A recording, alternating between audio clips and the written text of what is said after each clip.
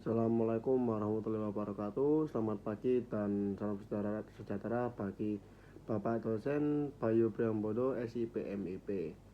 Pak, sebelumnya perkenalkan nama saya Fatul Aulia Hanif dengan NPM akhir 280. Pada kesempatan kali ini saya akan mempresentasikan jawaban atas evaluasi tengah semester genap mata kuliah manajemen konflik. Terdapat 4 soal yang akan saya bahas secara berurutan, yakni yang pertama pengertian the conflict of paradox, kedua penjelasan kurva konflik versus kinerja beserta contoh, yang ketiga intervensi pemimpin agar konflik tetap pada jalur, yang keempat matriks resolusi konflik dalam organisasi beserta contoh kasus masing-masing. Soal yang pertama menanyakan apa yang dimaksud dengan the conflict of paradox. Secara etimologis, paradoks berasal dari bahasa Yunani paradoxos yang berarti bertentangan dengan opini umum. Dalam konteks manajemen konflik, the conflict of paradox merujuk pada suatu kondisi yang secara fundamental mengandung dua sisi yang saling bertentangan, namun keduanya harus dikelola secara simultan. Paradoks ini dapat dijelaskan sebagai berikut. Di satu sisi, konflik sering dipandang sebagai fenomena negatif yang mengganggu stabilitas, merusak hubungan interpersonal, menurunkan produktivitas, dan menciptakan stres di lingkungan kerja. Oleh karena itu, banyak organisasi berusaha menghilangkan atau menekan konflik seminimal mungkin. Namun, di sisi lain, penelitian-penelitian dalam bidang perilaku organisasi justru menunjukkan bahwa ketiadaan konflik sama berbahayanya dengan konflik yang berlebihan. Organisasi yang terlalu harmonis cenderung mengalami apa yang disebut groupthink, yaitu fenomena di mana anggota kelompok lebih mengutamakan konsensus daripada berpikir kritis. Akibatnya inovasi mati, keputusan yang diambil tidak pernah dipertanyakan, dan organisasi kehilangan kemampuan untuk beradaptasi dengan perubahan lingkungan. Secara singkatnya, the conflict of paradox mengajarkan bahwa konflik bukanlah variabel yang harus dihilangkan, melainkan dikelola pada tingkat yang optimal. Konsep ini pertama kali dikembangkan secara sistematis oleh para ahli seperti Pauli dan Van de Ven pada tahun 1989, serta diperkuat oleh Eisenhardt dan Westcott yang menyatakan bahwa organisasi yang efektif adalah organisasi yang mampu menoleransi sekaligus memanfaatkan ketegangan produktif. Jadi ini dari the conflict of paradox adalah konflik itu diperlukan tetapi juga berbahaya. Tugas manajer bukan menghilangkan konflik tetapi menjaga kadarnya tetap sehat. Oke, lanjut ke soal kedua. Soal kedua menjelaskan kurva konflik versus kinerja serta memberikan contoh dalam perspektif manajemen konflik. Kurva yang dimaksud dalam soal ini adalah kurva terbentuk inverted U atau membalik huruf U. Kurva ini menggambarkan hubungan antara tingkat konflik yang terjadi dalam organisasi dengan tingkat kinerja organisasi itu sendiri. Kurva ini pertama kali dipopulerkan oleh Rahim pada tahun 1983 serta oleh Chaucer yang bekerja di bidang sosiologi konflik. Sumbu horizontal kurva menunjukkan tingkat konflik mulai dari rendah ke tinggi, sumbu vertikal menunjukkan tingkat kinerja organisasi. Kurva ini terbagi menjadi 3 zona penting. Zona pertama adalah zona konflik rendah. Terletak di sisi kiri kurva, pada zona ini tingkat konflik sangat minim. Organisasi berjalan dalam suasana yang tenang, tanpa tantangan berarti, tanpa perbedaan pendapat yang substantif. Namun, justru disinilah masalah muncul, karena tidak ada konflik, tidak ada kritik, tidak ada evaluasi terhadap kebijakan yang ada.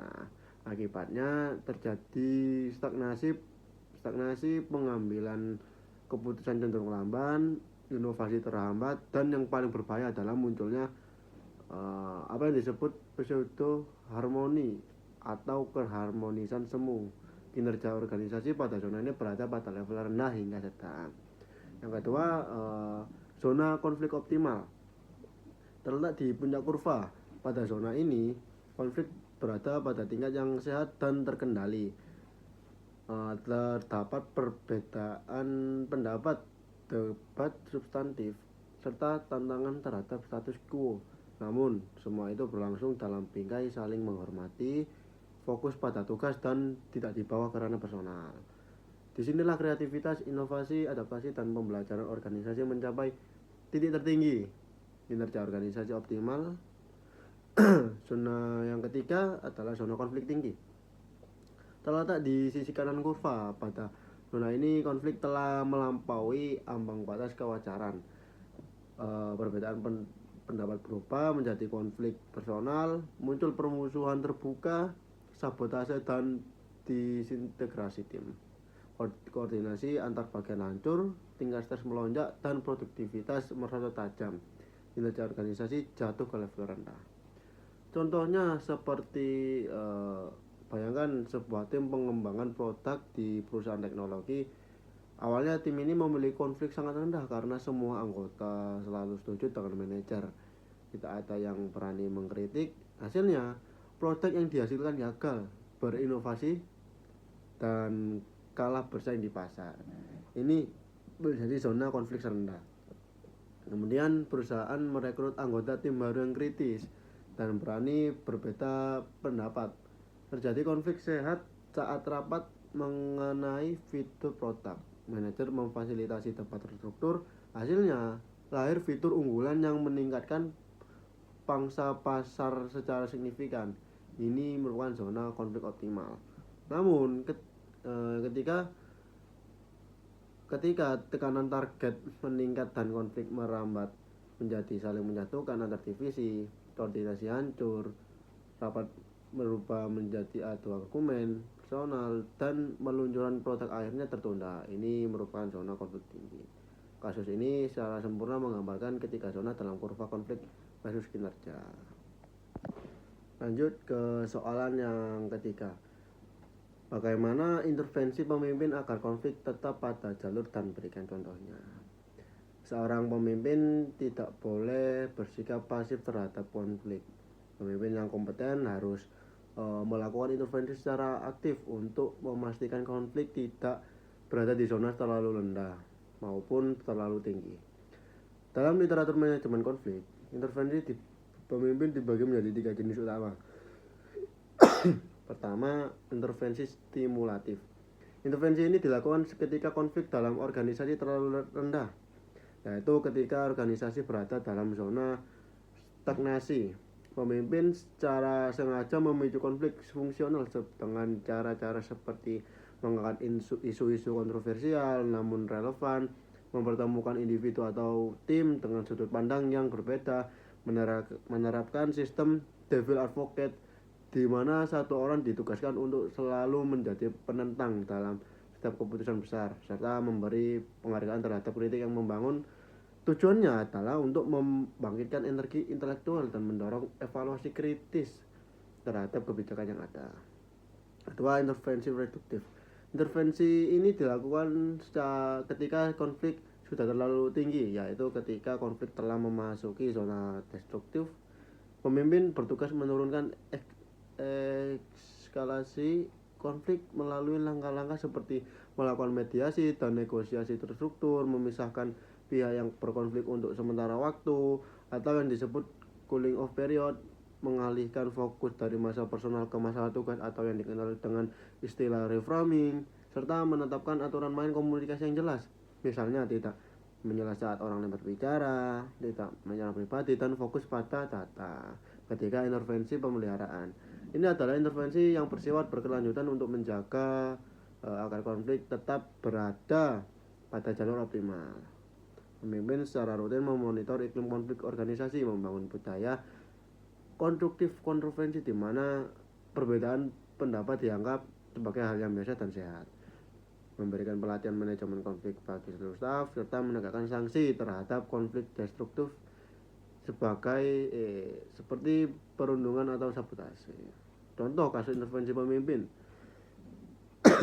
Seorang kepala dinas di pemerintah daerah mendapati bahwa 2 seksi dalam dinasnya tidak pernah berdiskusi substantif. Semua rapat berjalan lancar, tidak ada perbedaan pendapat, tetapi kinerja dinas terus menurun.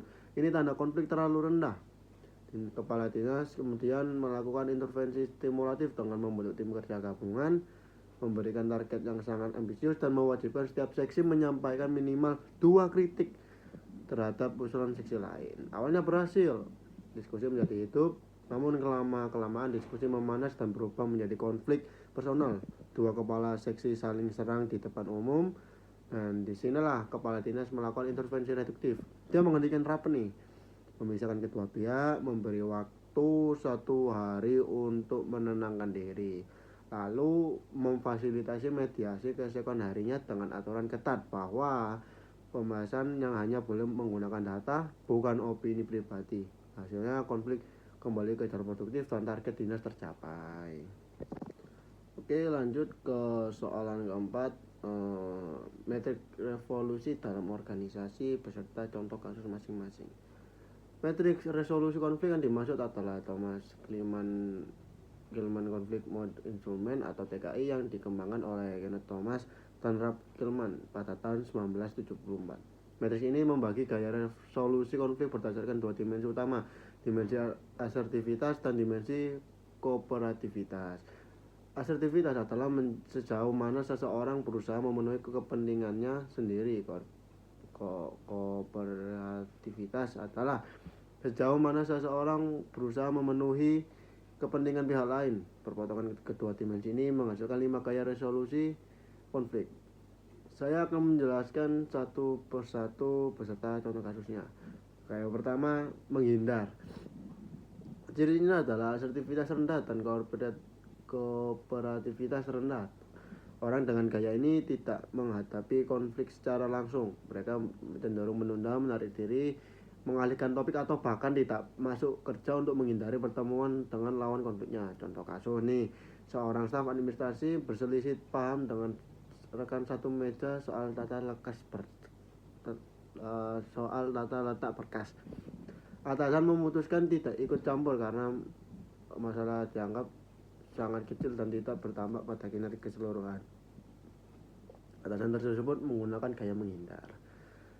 Gaya kedua, mengalah atau akomodatif. Ciri-cirinya adalah asertivitas rendah tetapi kooperativitas tinggi. Orang dengan gaya ini mengorbankan kepentingan sendiri demi memuaskan pihak lain. Mereka bersikap lunak, mengalah, dan cenderung menghindari konflik dengan cara menyerah. Contoh kasusnya dalam penyusunan jadwal pikir keputusan kantor. Seseorang pegawai senior rela mengalah dan mengambil jadwal paling tidak nyaman, yaitu Sabtu sore, demi menjaga keharmonisan dan agar tidak terjadi perdebatan panjang dengan rekan-rekannya yang lebih muda. Gaya ketiga, kompromi. Ciri-cirinya adalah asertivitas sedang dan kooperativitas sedang. Orang dengan gaya ini mencari jalan tengah. Mereka percaya bahwa setiap pihak harus memberi dan menerima.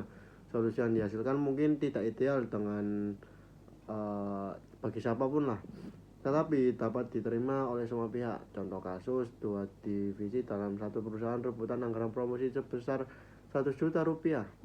Setelah berunding selama 2 hari, mereka sepakat membagi 60% dan 40% dengan komitmen bahwa tahun depan prioritas akan digilir. Ini adalah kompromi klasik. Gaya keempat, kolaborasi. Ciri-cirinya adalah asertivitas tinggi dan kooperativitas tinggi. Ini adalah gaya yang paling ideal tetapi juga paling sulit dan memakan waktu. Kolaborasi berarti kedua pihak bekerja sama secara aktif untuk menemukan solusi yang sepenuhnya memuaskan semua pihak. Tidak ada yang dikorbankan. Pendekatan ini disebut win-win solution. Contoh kasus nih, tim audit internal dan tim operasional berselisih mengenai prosedur pelaporan keuangan. Alih-alih saling menyalahkan, mereka membentuk tim kecil bersama, menganalisis akar masalah, mendengarkan kebutuhan masing-masing, lalu menyusun prosedur baru yang lebih efisien, lebih cepat, dan tetap memenuhi standar audit. Kedua pihak merasa menang. Gaya kelima, memaksa atau mendominasi. Ciri-cirinya adalah asertivitas tinggi tetapi kooperativitas rendah. Orang dengan gaya ini memaksakan kehendak sendiri tanpa memperhatikan kepentingan pihak lain. Pendekatannya adalah win-lose. Saya menang, Anda kalah. Contoh kasus nih, direktur rumah sakit mengambil keputusan unilateral melakukan sistem shift malam yang baru. Meskipun banyak perawat menolak. Keputusan ini diambil karena kondisi darurat loncatan pasien yang sangat tajam dan tidak ada waktu untuk musyawarah. Direktur menggunakan gaya memaksa. Mungkin itulah jawaban dari 4 soalan evaluasi tengah semester mata kuliah manajemen konflik. Mungkin itu aja dari saya. Sekian dari saya. Terima kasih. Wassalamualaikum warahmatullahi wabarakatuh.